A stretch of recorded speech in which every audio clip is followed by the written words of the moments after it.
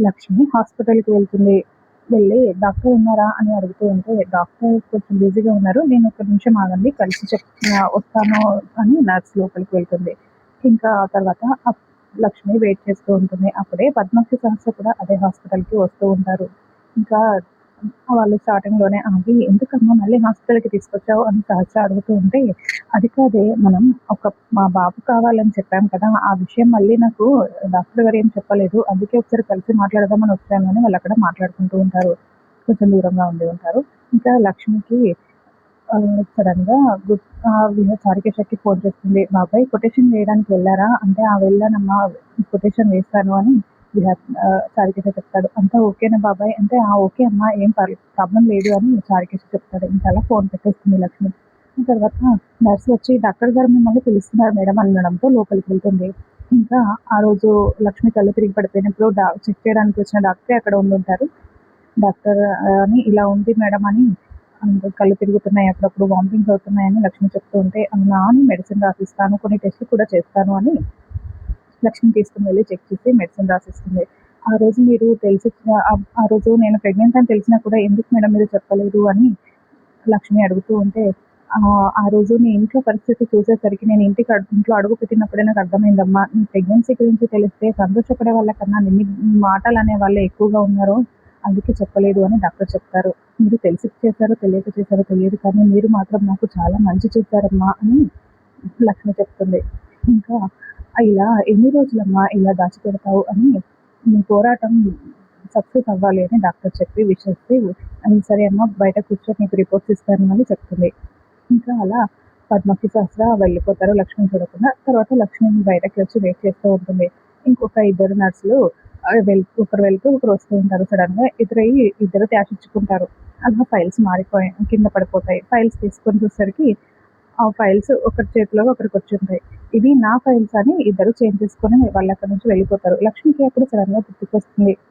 అంటే విహారి చారుకేశకి డాష్ ఇచ్చి file change చేసిన విషయం గుర్తుకొచ్చి ఏదో తేడా జరుగుతుంది అని చారుకేశకి ఫోన్ చేస్తుంది. "అమ్మా లక్ష్మి ఏంటమ్మా" అని అడుగుతూ ఉంటే, "ఏదో తేడా జరుగుతుంది బాబాయ్ అక్కడంతా ఓకేనా" అని అడుగుతూ ఉంటే, "అంతా బానే ఉందమ్మా ప్రాబ్లమ్ ఏం లేదు" అని చారుకేశ చెప్తాడు.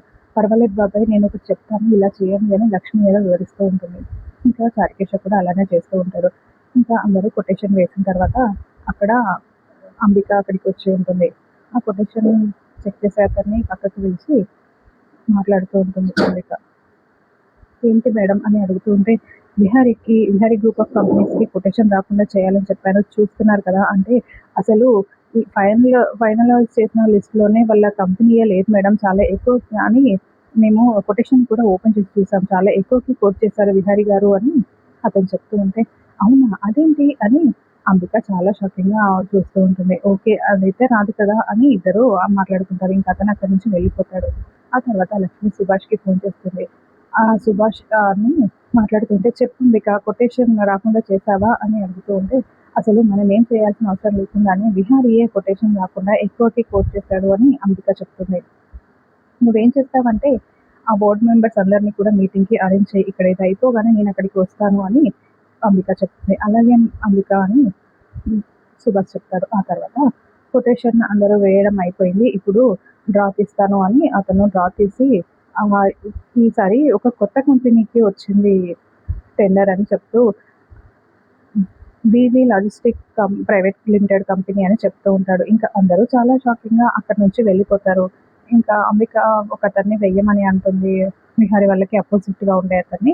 అతనికి కూడా రాకపోవడంతో, అయినా విహారీకి రాలేదు కదా! అదే చాలు. విహారీకి రాలేదు అంటే విహారీ పతనాన్ని గుర్తు చేసి నేను ఆ చైర్మన్ పదవికి వచ్చిన తర్వాత మనమందరం కలిసి పనిచేసుకుందామని అతనికి హామీ ఇచ్చి అంబిక అక్కడి నుంచి ఆఫీస్‌కి వెళ్ళిపోతుంది. ఇంకా ఆఫీస్‌లో మీటింగ్ అరేంజ్ చేసి ఉంటారు. బోర్డ్ మెంబర్స్ అందరితో ఈ కొటేషన్ మనకి రాలేదు. అది ఎంత పెద్ద వైఫల్యమో మనకు అర్థమవుతుంది కదా! చైర్మన్ పదవిలో ఉండి ఇలా చేయడం ఎంత వరకు కరెక్ట్? నేను నిర్మించుకున్న సామ్రాజ్యం ఇలా కూలిపోతుంటే నేను చూస్తూ ఉండలేను అని అంబిక మాట్లాడుతూ ఉంటే అందరూ కూడా విహారీని రిజైన్ చేయాలి అన్నట్టుగా అందరూ మాట్లాడుకుంటూ ఉంటారు. ఆ తర్వాత మరోవైపు విహారీ కూడా నేను ఇది నా తప్పిదం వల్లే జరిగింది. నేనిప్పుడు అది కొటేషన్ రాదు కాబట్టి ఈ సాకు పెట్టుకొని నేను రిజైన్ చేస్తాను. నేను వెంటనే వెళ్ళి రిజిగ్నేషన్ లెటర్ ఇచ్చేస్తాను అని నేను చైర్మన్ పదవికి అర్హుడిని కాను అని అనుకుంటూ ఆలోచిస్తూ ఆఫీస్‌కి వెళ్ళిపోతాడు. ఇంకా అంబిక మీటింగ్లో ఉండగానే విహారి ఆఫీస్లోకి వస్తూ ఉంటాడు. ఇంకా ఒక అతను చూసి అంబిక దగ్గరికి వెళ్ళి, మేడం విహారి గారు వచ్చారు ఆఫీస్కి, ఇటే వస్తున్నారు అని చెప్తూ ఉంటే సరే అని అంబిక చూస్తూ ఉంటుంది. ఇంకా అలా విహారి అక్కడికి వచ్చి, మనకి టెండర్ రాలేదు, ఈ టెండర్ పోయడానికి పూర్తి బాధ్యత నేనే వహిస్తున్నాను, కానీ నేను తీసుకునే కొన్ని కొన్ని సొంత నిర్ణయాల వల్ల కంపెనీ చాలా లాస్ అవుతుంది. ఈ టెండర్ మాత్రమే కాదు, నేను తీసుకున్న తప్పు నిర్ణయాల వల్ల అంతా లాస్ అయిపోయింది, కాబట్టి నేను చైర్మన్ పదవికి అర్హుని కాదని నేను రాజీనామా చేయాలని అనుకుంటున్నాను అని విహారీ చెప్తూ ఉంటాడు. అప్పుడే లక్ష్మి చారుకేశ అక్కడికి వస్తారు.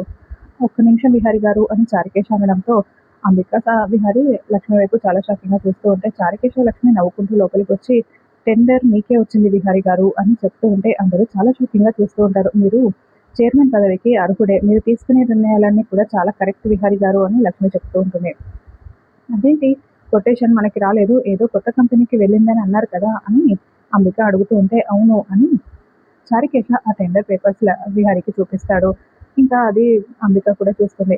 అదే కదా బీవీ లాజిస్టిక్ కంపెనీ అని ఉంది కదా, మరి మనకి వచ్చిందని అంటారేంటి అని అంబిక అడుగుతూ ఉంటే, అది కూడా మన కంపెనీయే అంబిక, నువ్వు ఈ మధ్యలో ఆఫీస్కి రాలేదు కదా, నీకు ఆ కంపెనీ గురించి తెలియదు. ఆర్గానిక్స్ నుంచి ఒక కొత్త కంపెనీని స్పెషలైజ్ చేసి అది అలా పెట్టాము, అది కూడా మన కంపెనీయే అని చెప్పడంతో ఇంకా బోర్డు మెంబర్స్ అందరూ లేచి నించొని క్లాప్స్ కొడుతూ ఉంటారు. విహారీ చాలా షాకింగ్గా చూస్తూ ఉంటాడు. లక్ష్మి చారుకేశ చాలా హ్యాపీగా ఫీల్ అవుతూ ఉంటారు.